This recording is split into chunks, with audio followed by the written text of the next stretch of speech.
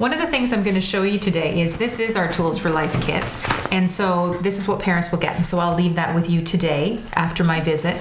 And in it, there is a handbook. So when I leave, you don't have to remember everything I said because there's a handbook for it. And it takes you through all of the concepts and key messages that we have developed. And this is based on 20 years of work in the school system and with families. And we piloted all of the programs. So there's a school program, a child care program, and a parent program. And so we have piloted all 3 programs and made changes based on the recommendations of parents and professionals.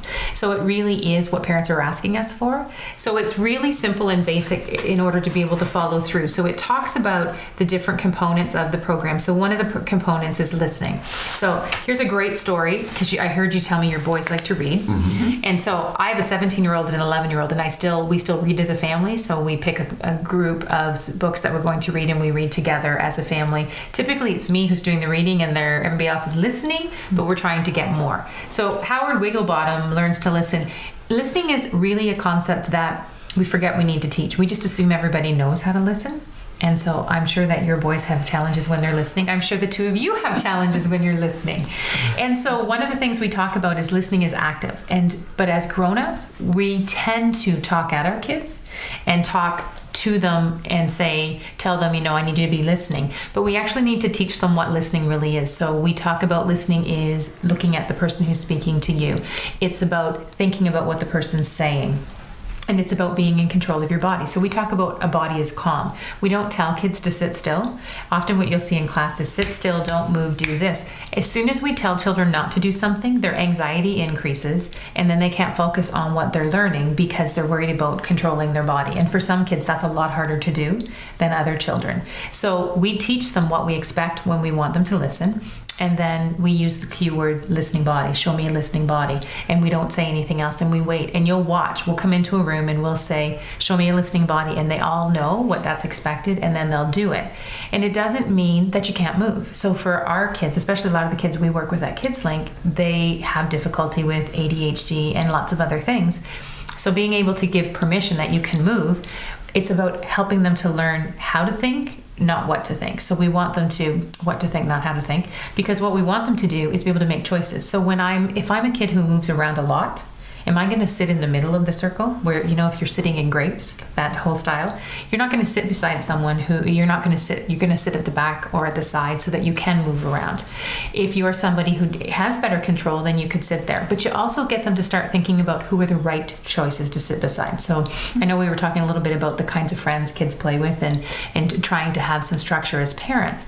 You want to help them to be able to make choices around listening that has to do with, do you sit beside your best friend? If I'm at a meeting, I'm not necessarily going to sit beside my best friend who I might be inclined to chat about what we're going to do on the weekend versus listening to what's being said at a meeting. For a child, it's exactly the same. If you're my friend, I'm going to be more inclined to talk to you about what I want to do next or what we're going to do at nutrition break versus what we're going to do, right? Mm-hmm. And so that's part of it. So it really does take you through listening. Now in the kit, we've given you, I noticed your fridge, like my fridge, is the centrifugal of where everything goes. So when we're doing that, when we started this in a classroom, when you go into your classroom, hopefully, when you go into your child's classroom, there will be a relationship building solution center. And that's where Tools for Life is the focal point of the classroom, where all of the tools and all of the resources that we have given the classroom teachers to use will be a part of in that relationship center. Parents can't have posters, they get lost. You get your backpacks, they're crumpled, they're crushed, they're, those kinds of things. So we've made a relationship center that typically for families is the fridge. So they asked us to make them in magnets.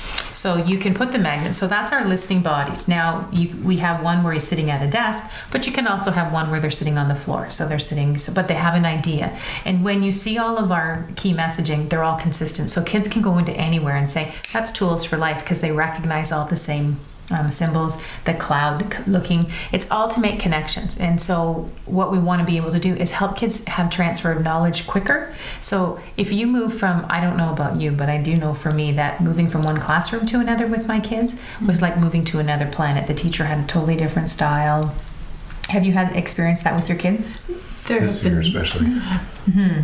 So what we're trying to do in the schools and in childcare is to make it so it's not so difficult. We're seeing a lot more kids with anxiety and stress around starting in September and making those transitions. So what we're trying to do is make it so that there's continuity and consistency between the classrooms, so that you know that when I go into the classroom, every teacher is going to talk about listening bodies, not just the kindergarten teacher, but it really builds that language and that sense of community. So we do better when we're in familiar surroundings. So we want to build that. So when we're in our home, if I went to my friend's home and I know the parents are using the same kind of language, then we can communicate better. When you go into a classroom for a parent-teacher interview, then it allows you to have that as well. It gives you that dialogue to be able to say, okay, well, we're hearing a lot of this, or we're struggling with getting them to listen, and you then have a platform to start from that's common. So it's that common language we're trying to build.